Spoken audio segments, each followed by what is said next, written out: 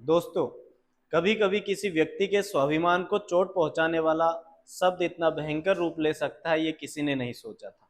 भारत के chief justice Suryakant द्वारा बेरोजगार युवाओं पर की गई टिप्पणी, जिसमें उनके द्वारा युवाओं को कॉकरोच कहना देश के युवाओं से सहन नहीं हुआ और इस शब्द से उपजी प्रतिशोध की भावना से जन्मा एक सोशल मीडिया पेज, जिसे नाम दिया गया CJP, माने कॉकरोच जनता पार्टी।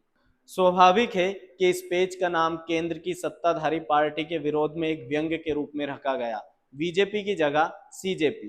खैर, क्या पता देश का युवा वर्ग इसलिए सोशल मीडिया चला रहा था कि जैसे ही ये CJP मने कॉकरोच जनता पार्टी का पेज बने और हम तपाक से इसे फॉलो कर लें। इस पेज को बनाने की देर थी कि इसे क्रिएट करने के कुछ ही दिनों बाद इसके लाखों फॉलोवर्स हो गए।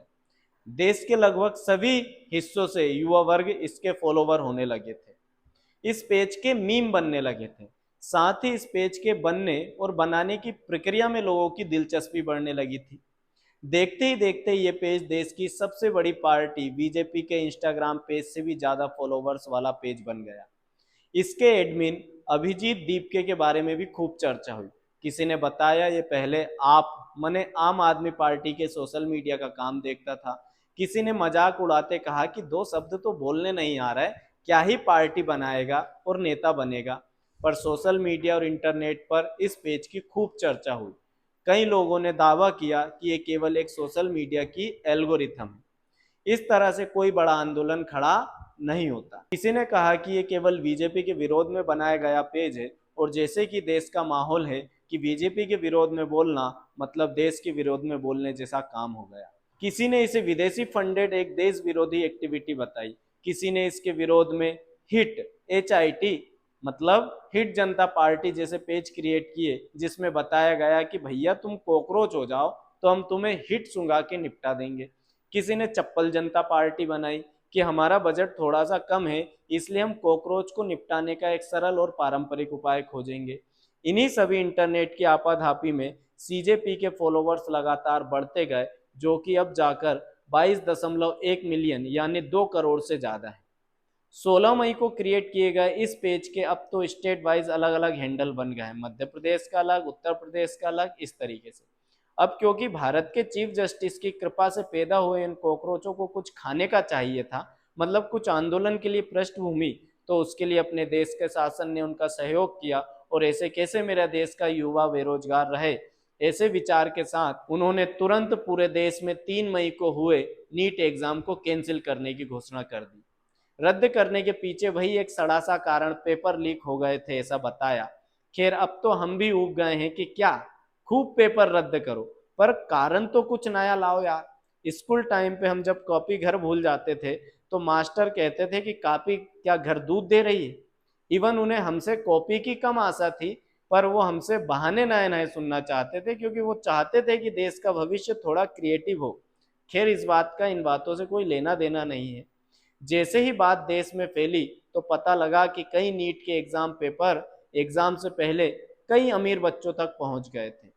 बात तो गलत थी, पेपर का रद्द होना भी सही था, लेकिन इससे उन बच्चों का नुकसान हो गया जो साल भर से पढ़ाई कर रहे थे।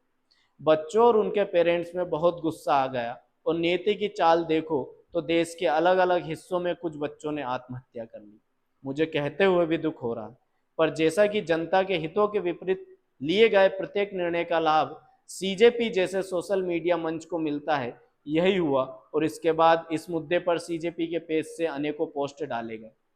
साथ ही देश के एक और शिक्षण संस्थान CBSE माने central board of secondary education ने कहा कि हम क्यों पीछे रहें, हम भी आपको कुछ भेंट देना चाहते हैं। और CBSE ने एग्जाम कॉपी चेकिंग में बेहतरीन गड़बड़ी की। खैर, इतना काफी था फिलहाल CJP और देश के युवाओं को व्यथित करने के लिए। बाकी देश में सरकारी नौकरियों का क्या आलम है, ये तो जग जाहिर है।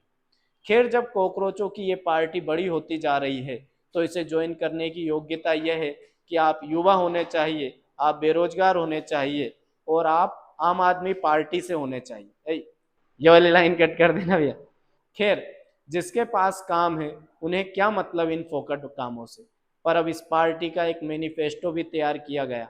इसके मुख्य वादों में पेपर लीक को रोकना, रिटायरमेंट के बाद जजों को राज्यसभा न भेजना, और केंद्रीय शिक्षा मंत्री का इस्तीफा शामिल है। वो सब ठीक है, बेचारे जजों को क्यों लपेट दिया? अपना काम खत्म करके आदमी कहीं भी जाए।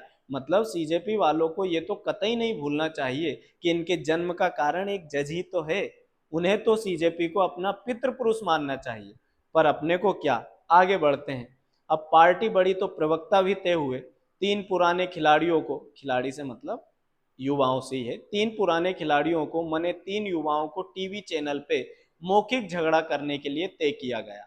और उन्होंने एक प्रेस कॉन्फ्रेंस करके बताया कि आने वाली 6 जून को दिल्ली के जंतर मंतर पर एक आंदोलन करेंगे और उसकी डिमांड होगी, भाई किसी पीटीसी मांग के मंत्री जी इस्तीफा दो, पेपर सही से कराओ, आदि आदि आदि।